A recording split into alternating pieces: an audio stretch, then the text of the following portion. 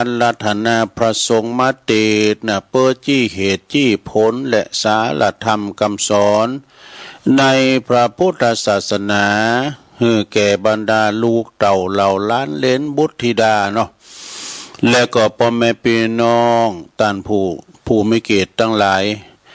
ที่มาร่วมการร่วมงานอุทิศกัลปนาผลทักษิณานุปัฏฐานกิจอุทิศบุญกุศลไปให้ผู้ที่วายชนลงไปนะอันตันได้จากลูกจากหลานไปนะอยู่ลูกเต่าเหล่าล้านเลี้ยนอยู่เบื้องหลังได้มาหวนละลึกนึกถึงบุญคุณของผู้ที่มีพระคุณอันปิ้นตีสิ่งที่เปรบ่ได้นะก็คือปอและแม่เด้อฉะนั้นจึงได้ทำบุญอุทิศส่วนบุญกุศลไปหาเพื่อแสดงกตัญญูกตเวทิตาตีตันได้เล่งดูอุปถัมภ์เฮามาตามสมควรแก่กาลเวลาเด้อพระคุณของปอของแม่นี่ศรัทธาญาติโยมทั้งหลายหรือว่าพระพรหมของลูกนั่นนะมีมากมายมหาศาลดังกำโบราณบัณฑิตตันเปรไว้ว่าถึงแม้จะเอาโลกตึงโลกนั้นมาปิ้นปากกาเอาฝ้าตึงฝ้ามาปิ้นกระดาษเอาน้ำตึงมดในมหาสมุทรมาเป็นน้ำมึกวาดก็ยังเขียนประกาศบุญคุณของปอของแม่บ่สุดบ่เสงเด้อทั้งนี้ก็เพราะว่าตันทั้งสองเป็นผู้ที่คือกำเนิดเกิดเข้ามาเกิดชีวิตแล้วก็ปัจจัยวิญญาณนี่เป็นทั้งพอทรเทพเนี่ยเป็นทั้งพระเทพพระพรหมพระเทพพระพรหมดูแลรักษาทุกอิริยาบถเนอะมีความหักอันบริสุทธิ์พุทธผ่องต่อลูกทุกคนบ่มีคติลำเองบ่หวังสิ่งตอบแทนจิตจัดว่าเป็นพระอรหันตาโดยแท้สมควรที่ลูกเขาลบบูชาสุมาคาละวะเด้อเพราะว่าหันความจริงเป็นอย่างนี้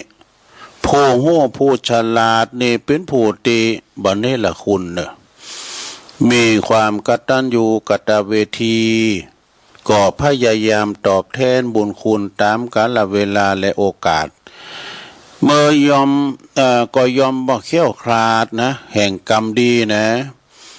มีความสุขมีความเจริญยังเป็นที่ยกย่องสรรเสริญของสาธุชนคนดีโตไปสมดังในยสมัยบาลีที่ว่านิมิตตังสาธุลูปานังกตัญญูกตเวทิตาแปลว่าความกตัญญูนั้นเป็นเครื่องหมายของความเป็นคุณดีเนอะถ้าจะถูกต้องตามเหตุตามผลแล้วการจะทดแทนบุญคุณพ่อแม่นั้นควรจะทำเสียยังเปิ่นยังมีอินทรีย์ชีวิตอยู่เนอะจะได้ปราบปลื้มสุขอกสุขใจทั้งตนตัวตันและทั้งตนโตตันเองแล้วก็ของเฮาที่เฮาจะได้เป็นยาฉโลมจิตใจทันสดชื่นเบิกบานนะสดชื่นเบิกบานสำราญใจเป็นอายุยืนเป็นอายุยืนนานต่อไปได้สิ่งสำคัญเนาะคือได้สิ่งสำคัญที่เฮาได้เล่งน้ำจิตน้ำใจเล่งน้ำจิตน้ำใจโดยลูกประพฤติดีปฏิบัติชอบนี่ประกอบไปโดยศีลธรรมโดยธรรมตันก็สุขใจแล้วศรัทธาถึงความตุกข์ของปอของแม่นะที่กำเนิดเกิดลูกมาเนี่ยทุมันจะแสนลำบากยากเข็นเด้อเอาชีวิตเนี่ยเป็นเดิมพันนะดูยามเมื่อลูกอยู่ก็จะอยู่ในตองในคันนี่ก็จะลูกจะนั่งจะยางจะเตี้ยวจะนอนสุมาบอกว่าจะขี่จะถ่ายก็ตามได้นะก็ จะต้องระมัดระวังโกจะเตาจะลุ่ม จะเป็นอันตรายแก่ลูกที่อยู่ในท้องอาหารการกินก็อดกันเด้องดของที่มันเป็นของเผ็ดของจิ้มของห้อนของสะแลงโกปินผิดปินภัยแก่ลูกที่อยู่ในท้องนี่ครบ10 เดือนลูกเกิดออกมาปิตามารดาก็โสมนัสสะยินดีปาดีปรีดาปาโมดดุเหมือนกับได้เพชรได้เกี่ยวสารพัดนึกแสนกาแสนกาล้านดุทานุถนอมกล่อมเก่งหอบอุ้มลุ่มลาเด้อบ่เหอพรากสายตาทุกคำเจ้าเอาทันเอานมใส่ปากหือลูกได้ดื่มกินทุกคืนทุกวันนะเอาทันนมคือสายเลือดของแม่เนี่ยนะอันนี้แหละคือพระพรหมของลูกคือมีพรหมวิหารทั้งสี่มีเมตตาความหักใคร่หักโดยบริสุทธิ์ใจกรุณาก็อินดูสงสารหันอกหันใจเมื่อลูกกระทำลำบากนี่นะโมติตาก็พอยินดีเมื่อลูกได้ดีได้ดีแล้วก็บ่แสดงความอิจฉาริษยาโดยพักการแกล้งลูกอุเบกขาเนี่ยก็พลอยวางเฉยเนอะความวางเฉยบ่ดีใจบ่เสียใจบ่เหยียบย่ำซ้ำเติมเมื่อลูกมีความวิบัติอับจนนี่บ่ซ้ำเติมลูกพ่อแม่เนี่ยเป็นพระเทพคอยระมัดระวังรักษาลูกมาเต่าตีนเต่าหอยจอนเต่าหอยตีนเต่าจอนนี่นะอาบน้ำป้อนข้าวนั่งเฝ้ารับเฝ้านอนนั่งเฝ้านอนเฝ้าลูกปุตตาเหมือนกับลูกเทวดานี่จนปออิดปออ่อนกายาจะเยียวจะขี่ก็ได้ก็จะรับเด็กลูกเจ้าเหมือนกับลูกเต่าในปิ้นเจ้านายดูเหมือนกับลูกกับเต่าในปิ้นเจ้านายปิ้นเจ้าปิ้นนายนะยาเมื่อรับยาเมื่อนอนก็โกลูกนี่จะปิ้นอันตรายพอรับปัดจะลีตีนอนมอนม่วงโกปิ้นจะเข็บแมงป่องมาลบโกนมาคบมากราบนี่นะตลอดถึงหินยุงก็ดีมาตอมมาไตแม่ก็เฝ้าพอไล่คอยดูแลบางครั้งเนี่ยแม่ห่มผ้าหือลูกอยู่ดีๆลูกไห้เนาะลูกไห้มันทันห้อนเอาตีนถีบหน้าแม่ก็มี เอาหน้าไปหยังหล่าลามหยังตีนถีบหน้าก็มีนะมันไล่เด้งสาดูเนาะแม่ก็เก็บเอาผ้าห่มมาห่มเหมือนเก่าเหมือนเดิมห่มผ้าจะปลอดโบมนะบ่ได้จมบ่ได้ด่าให้ลูกเต่าเลยบางครั้งกินข้าวอยู่2 คนสัก2-3 กัมเนี่ยนะก็เดียวได้ยินลูกไห้เนาะต้องย่างกลางคันเพราะว่าได้ยินเสียงลูกไห้เพราะว่าปลาก็สวะกำข่าวมดหิวก็อดเอานะอยากข้าวโกเนาะแม่ก็มาเกี่ยวเข่ากะเกี่ยวเข่ากับกล้วยนี่ข้าวปั่นกล้วยหน่วยเอาหยอดใส่ปากลูกเอานิ้วก้อยเขาหยอดเอาน้ำเขาหยอดด้วยเล่งมาจุนเติบโตเจริญวัยใหญ่นากาบ้านปิ้นเกี่ยวเป็นคุณมาแล้วเนี่ยพอว่าพ่อแม่เป็นอาจารย์เนี่ยพ่อแม่เป็นคู่คุณแหลกสอนปูป้าเป็นบุรพาจารย์สอนลูกสอนหืออูหือปากยางเตียวสอนปากสอนยางสอนเตียวนี่สอนหืออูจือปอจือแม่จือปู่ป่าลุงเนาะโหจักดีจักให้โหจักกินโหจักเกี้ยวดูเห็นไหนอาปากกันมัม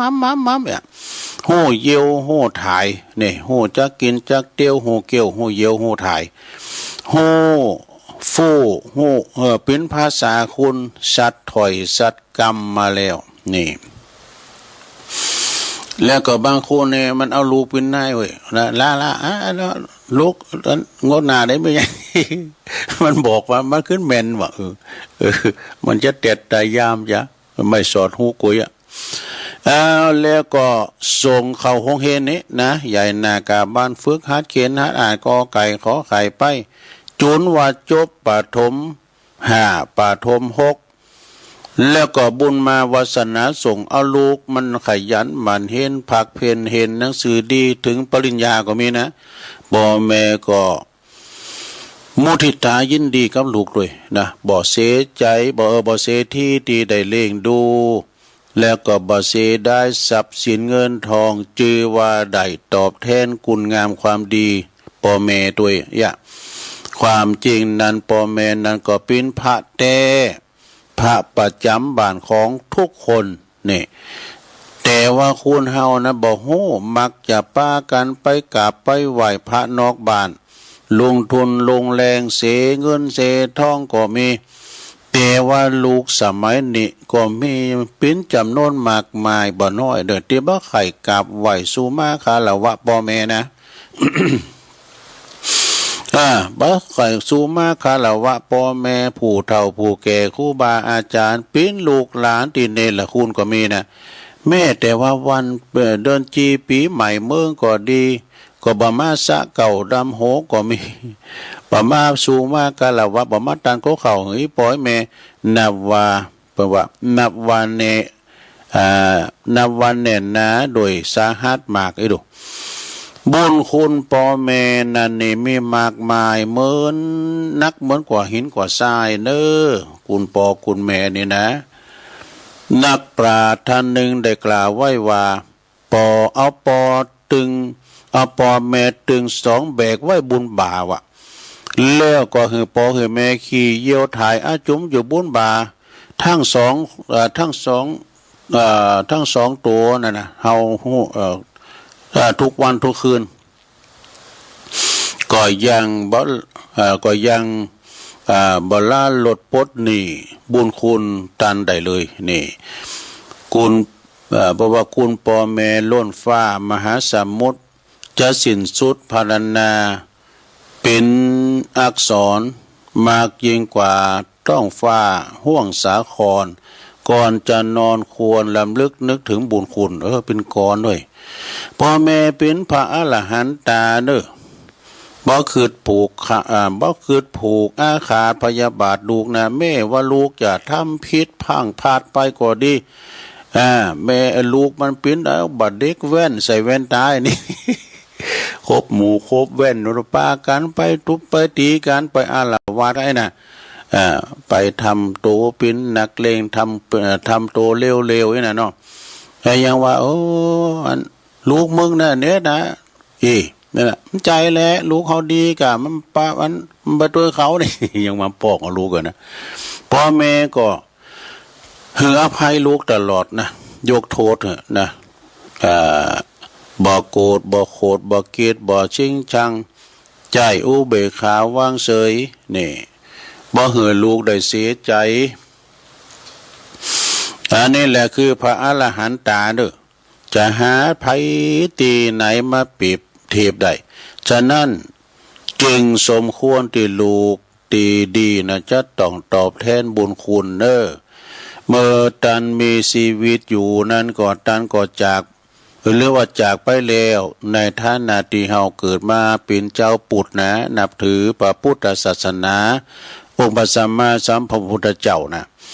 ได้วางลักไว้แห่งประเพณีไว้นะคือวางหน้าที่จะพึงปฏิบัติไว้สำหรับลูกบุตรธิดาดังต่อไปนี้เนี่ยคือ1ท่านเล่งเฮามาก็เล่งท่านตอบเน้อนะ2ช่วยทำกิจการงานของท่าน3ยามเจ็บป่วยเมื่อยไข้ก็ไปดูแลรักษาท่านเนี่ย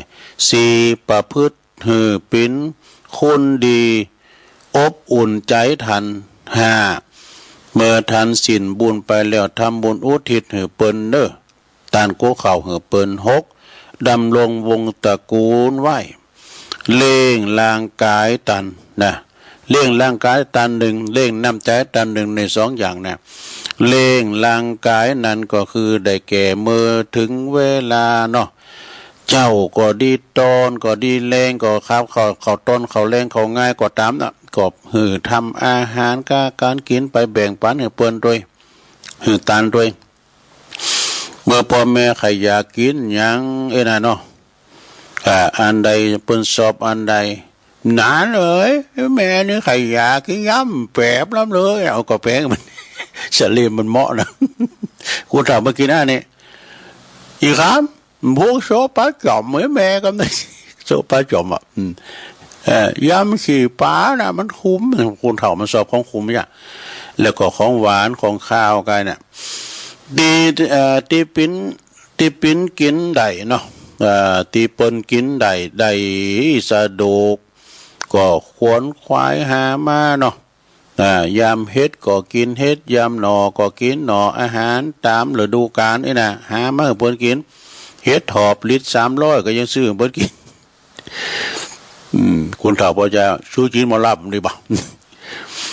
เฮือนนอนอันสบายอากาศถ่ายเทได้เนอะนี่โอ้มเต้นโจไปก็หลายนะลุงเนอะบ่อึบอับซกกระปกนะตีนห้องก็ต้องถ่ายเทถ่ายนักถ่ายเบ้าได้ง่ายนะแล้วก็ย่ามเมื่อเฮาเป็นเด็กละอ่อนพ่อแม่ก็ป้อนข้าวป้อนน้ำให้เฮากินของกินบ่ล้ำเฮาบ่อร่อยเฮายังงอนอ่อนแม่น่ะบ่พอใจพ่อแม่น่ะกำควางกำทิ้งอย่างนี้ก็เคยมีนะย่ำก่อนในเปียน้อยนะเนาะเป็นคนเตล่างขี่ล่างกุนล่างเยียวเฮาโลยามเมื่อบนเฮาไล่เด้ง3ก่อนนะเวลาลูกเฮาก็จะต้องใจนี่ทดแทนบุญคุณเปิ้นนะเวลาเปิ้นถ้าลงพยาธิอัมพาตพยาธิลุมเล่าซักผ้าสีขี่สีผ้าเยียวเปิ้นนี่ก็ทดแทนคานำนมเปิ้นเด้อท่านสาธุชนคนดีทั้งหลายเนาะคุณเฮานี่บ่เหมือนสัตว์นะว่าเพราะว่าเฮามีมันสมองมีความคิดเรื่อยๆมีหูบุญหูคุณมีความหูมีมันสมองแต่ดูพอเตอะนะดูหมูดูหมาไอ้ว่าเปิ้นว่ามันก็บ่ฮู้ว่าไผเป็นปอเป็นแม่มันแต่มันฮู้ว่ามันได้ดูกินนมแม่มันยามเมื่อมันเกิดมาใหม่ๆเต้าอาเนาะใหญ่มากมันก็บ่ฮู้ละมันเป็นลูกไผนะมันก็ฮู้ละไผเป็นปอเป็นแม่มันก็ฮู้ละสัตตลิสานโดสำหรับคุณเฮานี่ถ้าบ่ฮู้จักบุญคุณบ่ฮู้บุญคุณผู้บังเกิดเก่าบ่ปฏิบัติเอาใจใส่พระพุทธเจ้าตรัสว่าเหมือนกับไม้เหมือนไม้ลอยน้ำมายังดีกว่าหรือว่าตีตานว่าไม้เต้าของคุณเฒ่ายังดีกว่าลูกเต้าเนรคุณนี่เพราะไม้ที่มันลอยมานะไม่แห้งก็ตามโดยเอามาตากแห้งไว้เอามาแปลงโหล1เข่าก็ได้ดูไม้เต้าก็ช่วยพยุงเนาะไม้เต้าอีปอยแม่นะเปิ้นมีไม้เต้าหรอกโดยพยุงเมื่อร่างกายจะลุ่มจะตาวเอาตาไว้นะแต่ว่าคุณอักตันอยู่ในละคุณนี่อยู่ที่ใดก็ทำเหมือนทำความเดือดร้อนให้แก่ผู้ใกล้ชิดสนิทสนมผู้ปกครองนะมีทิฏฐิมานะลืมโตแต่ว่าคุณเฮาสมัยปัจจุบันนี่ก็จิตใจห่างเหินจากศีลธรรมเนาะเปิ้นว่าปูเจ้าวัตถุหลงวัตถุเหนือกว่าสิ่งใดวะนะบ่ค่อยสนใจใยดีกับพ่อกับแม่สักเท่าใดนักมักจะเพิกเฉยละเลยนะดังที่ท่านได้ยินมาบ่อยๆประกาศลงข่าวหนังสือพิมพ์ก็ดีเช่นว่าข่มขู่เขียวเขียนทำลายพ่อแม่นะแต่เตะได้ต่อยพ่อแม่ว่าดูลูกคลั่งยาไล่ฆ่าแม่ก็มีนะประวัติฐานทรัพย์สินสมบัติพ่อแม่เวลาอีป่อยแม่มตายกินขวางโบขวางบายบ่ากลายเป็นลูกยักษ์ลูกมารว่าดูลูกเพศเพราะว่าลูกผีลูกเพศไปก็บ่น้อยมีหลายปล่อยพ่อแม่แก่เฒ่าได้อดอยากอาหารอดอยากปากแห้งตามหลักพระพุทธศาสนากรรมได้ไผก่อก็มักจะได้รับกรรมนั้นตอบสนองเด้อ เฮาด่าปอด่าแม่เฮานะแถมหน่อยลูกเฮาน่ะจะด่าเฮามันกำมันติดโหจะโหลดหันมาหลายล่ะมันจะมาตอบมาปังเหมือนกันเนอะเคยตุบเคยตีปอแม่นี่แถมหน่อยเขาน่ะจะโดนลูกเขาเนี่ยทำอย่างนั้นเช่นเดียวกันเพราะว่าตัวนี่แหละก็คือหันหมากใหม่หันตัวอย่างมาหมากใหม่ในปัจจุบันนี้อีหลงประเพณีของเฮาเนี่ยสดาญาติโยมทั้งหลายเดี๋ยวข้ามมาพิดยกให้หน่อยเนาะเดี๋ยวมันจำเต้นจบยาวอยู่นี่ความหักของลูกที่มีต่อพ่อต่อแม่นั้นก็เสมอยาติบยาวิเศษสโลมจิตใจพ่อแม่จะเป็นของกินของฝากของใจเพียงเล็กๆน้อยๆที่ลูกเคยยิบยืนเหินนะพ่อแม่ก็ปราบปลื้มยินดีล่ะดูเปรียบเหมือนเอามาเหินแล้วก่อนเพื่อก็ปราบปลื้มยินดีฉะนั้นวันนี้นอกบรรดาลูกเต่าเหล่าล้านเลนพ่อแม่หอยยังมีอินทรีย์ชีวิตอยู่กับมันไปยื้อไปใจไปพอเนี่ยอย่างหลวงพ่อวัดนั้นพระบาทอุดมบนอู่มเจ้าเนี่ยเติมแม่ได้เบี้ยยังชีมาลูกยืมไปก่อน เอามานี่ก่อนยืมไปก่อนยืมทั้งปอทั้งแม่ไปก่อนว่าเบี้ยยังชีแต่ถ้าเขานี่มีที่อื่นปุ่นก็บอกว่าจ้ามนี่ก็ไล่แล้วไปมุกกระไผ่ได้ได้มาหวนระลึกนึกถึง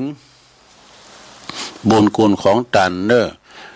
เหือกำเนิดนะเปิ้นเหือเลิศเหือเนอเหือชีวิตเฮามาตลอดถึงเรื่องดูอุปถัมภ์แนะนำพรำสอนเหือเฮาเป็นคุณดีเป็นบุญเป็นบุญก็เหือเป็นโหงหาอะไรเพราะว่าเปรียบเหมือนล่มโพล่มไทรเนอพ่อแม่นะเปรียบเหมือนล่มโพล่มไทรของลูกคือชีวิตอยู่นะแล้วก็พอไปพอจะไปหาที่ไหนมาปบมาแล้วก็จะไปซื้อไปแลกเปลี่ยนเหมือนวัตถุสิ่งของเนี่ยมันมีเป็นอันขาดเด้อเวลาอีปอตายแม่ตายไปซื้อเอาบ่กาบุน่ะอีซื้ออีปอมามันมีมันปินไปได้นะมีสิ่งเดียวที่จะให้เฮาคลายความโศกเศร้าอะไรอาวรณ์ก็คือการทำบุญอุทิศให้เพิ่นน่ะเนาะเวลาเพิ่นตายไปแล้วก็เล่งโดยวิญญาณก็มันกินมันต้านโกข้าวโกนน้ำไปหือปอยแม่เนาะแน่วิญญาณของท่านก็จะได้ปืมแล้วก็เพื่อความแสดงความกตัญญูกตเวทีแม้นว่าดวงวิญญาณของเปิ้นเนี่ยไปสิงสถิตอยู่วิมานแมนจันทร์ได้ก็ตามก็จะได้มาโปรดอนุโมทนาในครั้งนี้ตัวเนาะนะเทศนาวาสเนในมือเลี้ยวธรรมเทศนาอันละตุลุงก็ได้แสดงพระธรรมเทศนาเรื่องกตัญญูพระในบ้านมาก็หันว่าสมควรแก่กาลเวลาก็จะขอสมมุติหยุดที่ลงปงไว้เพียงเท่าอีเนอเอวังก็มีด้วยประกาศชนีสาธุสาธุสาธุจบลงไปเนอะสดาเนอะทำกตัญญูพระในบ้านก็ยกไว้ผมก็มีนะมันยาวมันก็นะขนาดตุลุมได้เอาเข่าหำได้แมวถ้าน้องนะกันได้แมวซะหมดกันได้แมวให้นะขยายขอไปก็จะยาวอันนี้มันต่อมาเตียนเจ้าเวลามันนักกันเนาะเอาเฮ็ดตีก่อนเอาปอนนี่กันเนาะปอนน่ะตุลุงได้ลารายการด้วยนะปาการนำกรรมก็เสาหนาเด้อปอนก่อนเนอสัพปิติโยวิวัจจันตุสัพพะโลโกวินาศตุมาเตภวัตวันตาลายโยสุขีติคายุโกภาวะอภิวาตานาสีลิสานิจังวุธาปัจจายโนจัตตาโลธรรมาวัฏันติอายุวันโนสุขังปะลังเอาแล้วจบลงไปก็ลากันนะหมดเวลาตุลุงบดีปากันเข้าหน้าเนออยู่ดีมีสุขเนอเจริญปอน